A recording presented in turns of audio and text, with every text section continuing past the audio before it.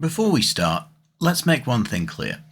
I'm not here to bash Doctor Who, even though that would be so incredibly easy right now. Instead, I'm here to make a positive video about an interesting direction Doctor Who could take. So let's start fresh. Let's pretend that the BBC have wiped the slate clean. They've started taking staffing advice from Christopher Eccleston.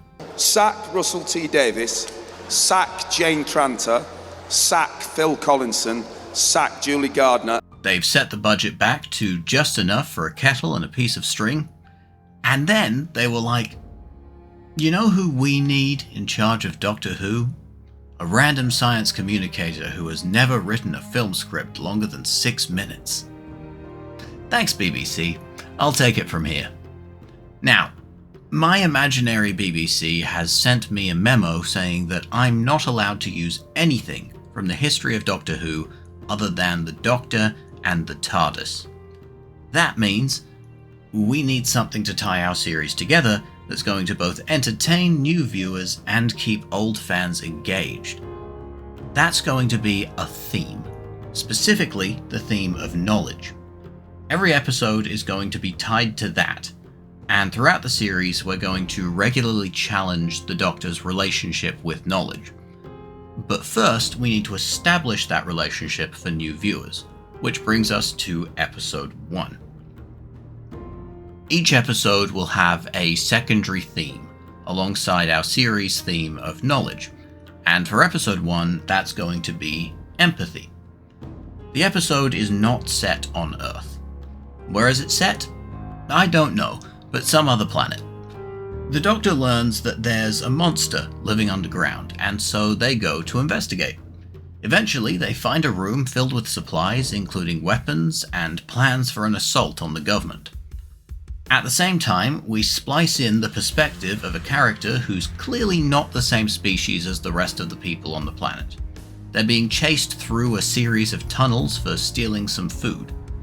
I know, that's very tropey, but tropes wouldn't be tropes if they didn't work. Our different species friend, let's call her Vorley. Vorley successfully escapes her pursuers behind a locked door, then turns around and comes face to face with the Doctor. The Doctor immediately launches into a monologue about how it's morally wrong to hurt these people who are just living their lives. However, Vorley interrupts them and explains quite angrily that she is the last of her people. Every other member of her species was killed, including her own students. She was a teacher and she had a duty of care, but she failed. Vorley's species are very long-lived, so she's been surviving completely alone for over 100 years. She is the only one left with memories of her people.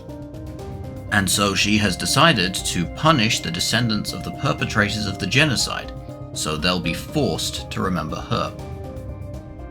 Vorley decides that the time to act is now, and the Doctor chases after her to try to convince her to stop.